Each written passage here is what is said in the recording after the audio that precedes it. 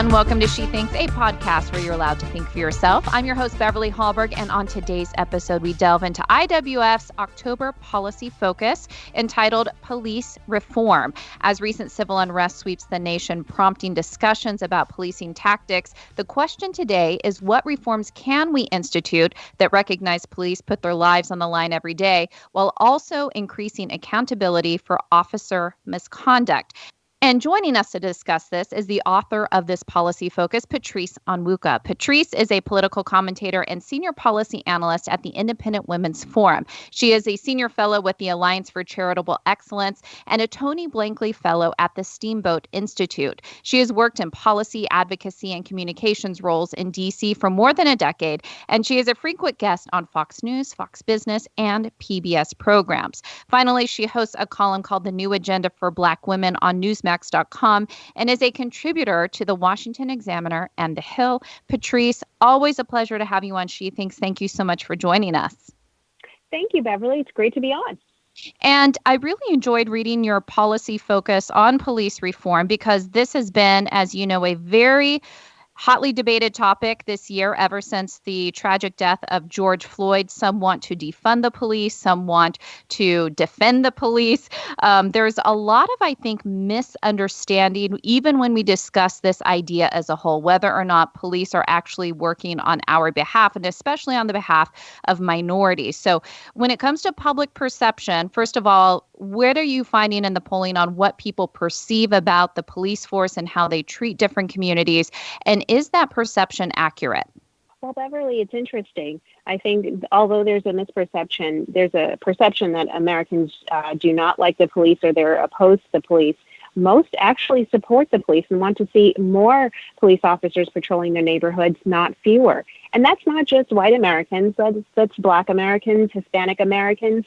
I think every community recognizes that police presence can serve a great deterrence to crime in their neighborhoods. And that's a good thing. And I think the police officers themselves, most like 7 in 10, will say they actually share the values of the neighborhoods that they patrol in. Very often because there's been an intention by police forces to recruit from the neighborhoods within which they serve. So there's generally people are very much supportive of police. They recognize the harm and the danger that they go through, but they do see that there are some ways, some instances in which certain citizens are not treated the same way that others are treated. And I think that's what they want to see reformed. And let's talk about just the makeup of the police force as a whole. I know that we have seen many videos go viral during the riots that have taken place across the country. One video that I've seen is a white woman yelling at a Black cop, which seems odd because of the narrative that she is saying that all cops are racist, and she's yelling this at a Black man. And so it brought up the curiosity in me of what is the actual gender and racial diversity? What are the numbers when it comes to the police force? Are they accurately represented based on the percentage of the population in that, and how the racial percentages are in the public? Is that actually accurately reflected in the police force? Well, it's so interesting. So right now, about 65% of police officers are white, whereas 13% are Black, and 11% are Hispanic, and about 3% Asian. So among Blacks, that's actually pretty representative of the Black population nationwide. Whites relatively close, and Hispanics probably less than current Hispanic makeup. So I think racially, you're seeing a greater diversity among racial diversity among police officers to be more representative of what we see nationwide.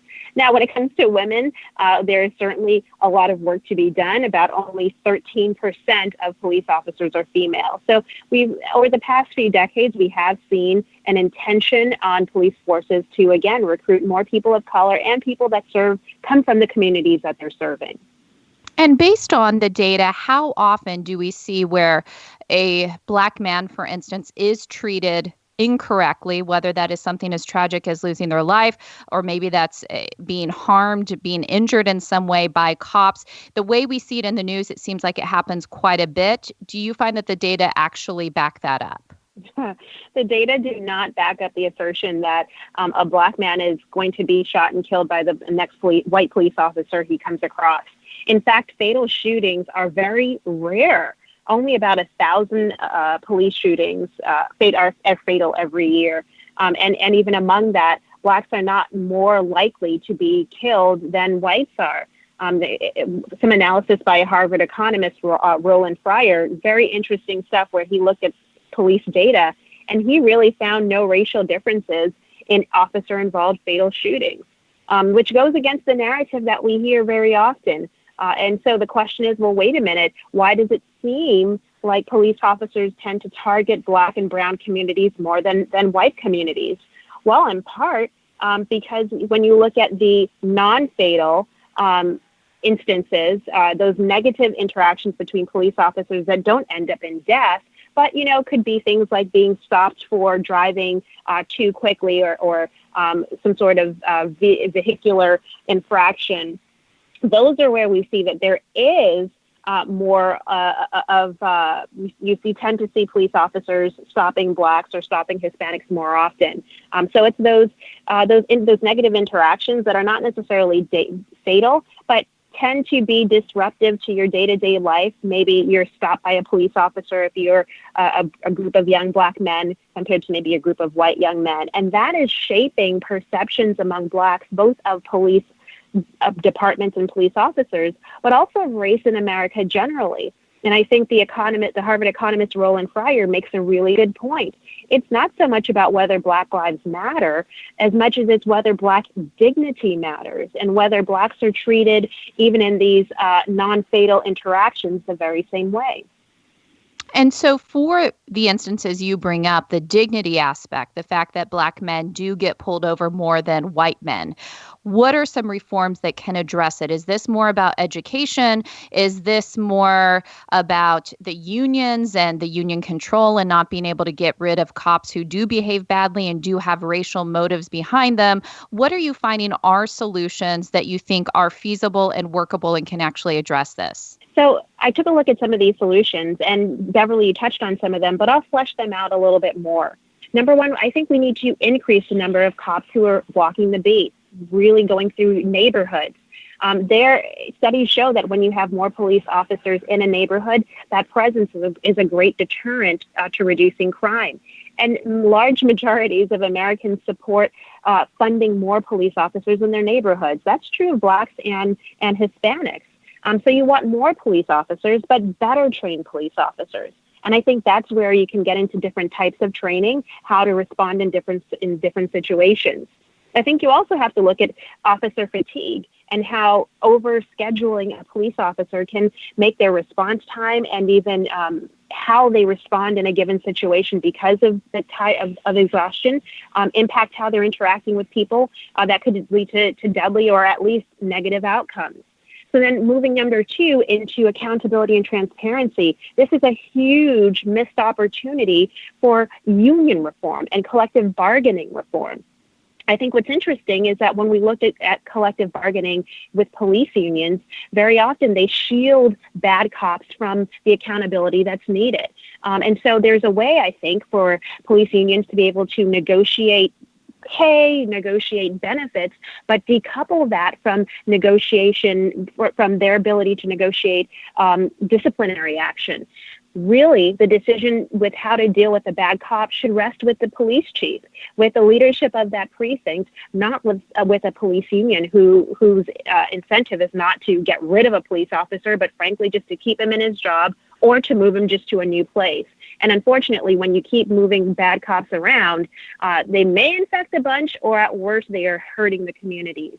And then, and part of the transparency aspect, I think you can, in the federal government, can incentivize greater transparency around police misconduct. Senator Tim Scott, a Republican from South Carolina, introduced a police reform bill earlier this year that would have used federal dollars to incentivize greater reporting on police misconduct and allegations of wrongdoing. It's unfortunate that because of the partisanship in the Senate, his bill did not go any further, but we shouldn't abandon that idea of incentivizing greater transparency. And then finally, I think we can talk broader about overcriminalization in America. I mean, we've looked at at criminal justice reform that reduced mandatory sentences. But you know what? There are a lot of crimes, regulatory crimes, that come with a penalty of people being behind bars or being arrested that don't need to be. I talk about an example of a kid selling water outside of a zoo who gets arrested because of that, because he didn't have the proper licensing to sell water on the street. Do you lock a kid up for that?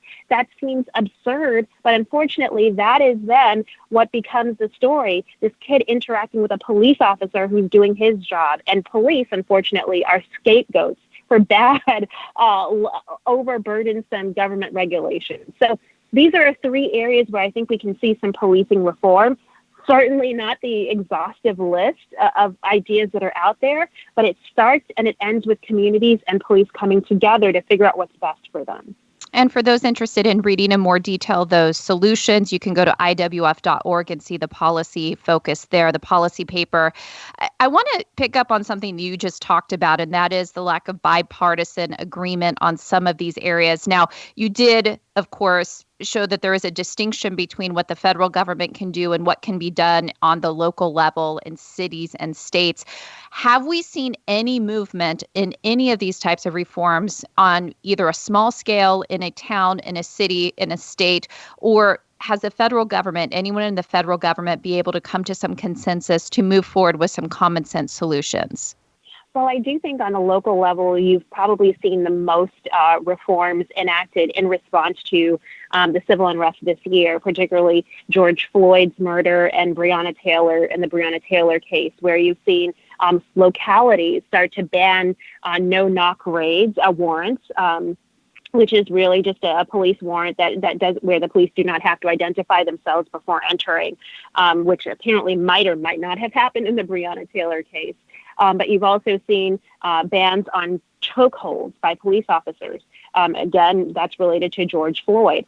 So at the local level, I think these localities, the police forces, and the citizens are coming together to say, this is what we want, this is what we don't want. At the federal level, we've seen the introduction of bills like Senator Tim Scott's bill. We also saw Senator Rand Paul introduce a similar no-knock legislation, again, dealing with the Breonna Taylor case.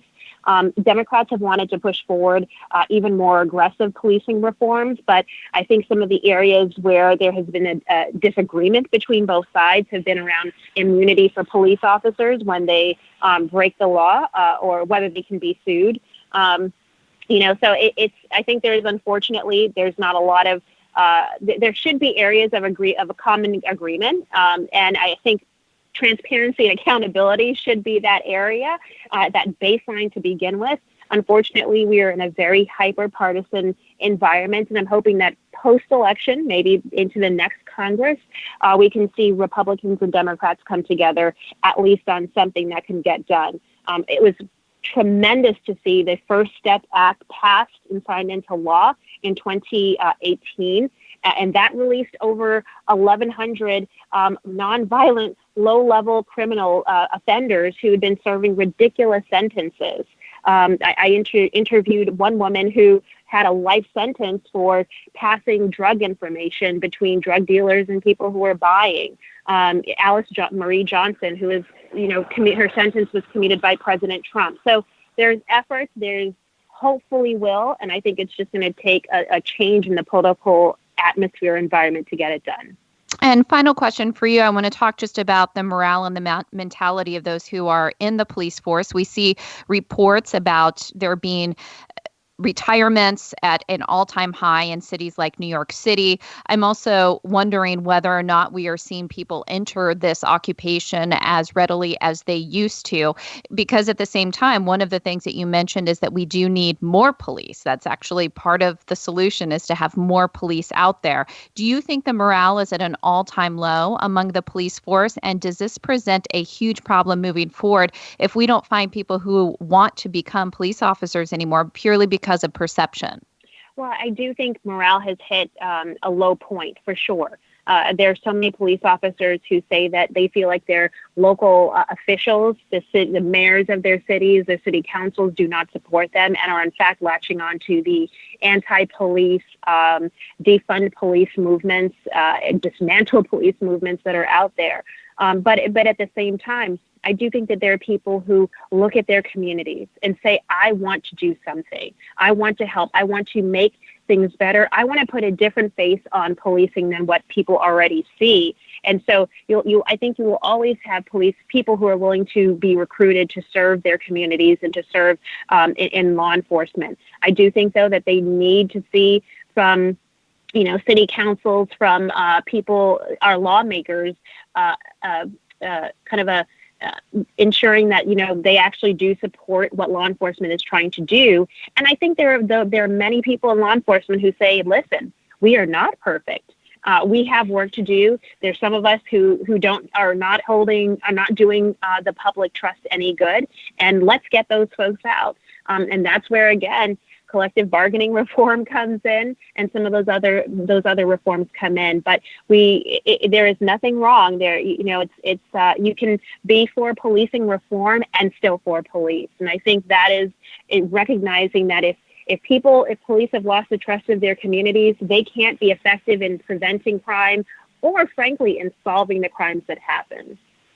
And that's why this policy focus is so important. So for those out there who want more information on, first of all, the data, so to break through some of the noise and the clutter that's out there and get to the real numbers, look this up on IWF.org and also check out the reforms and the solutions that Patrice has been suggesting today. Patrice, thank you so much for your work on this and for joining us on She Thinks. Thank you, Beverly.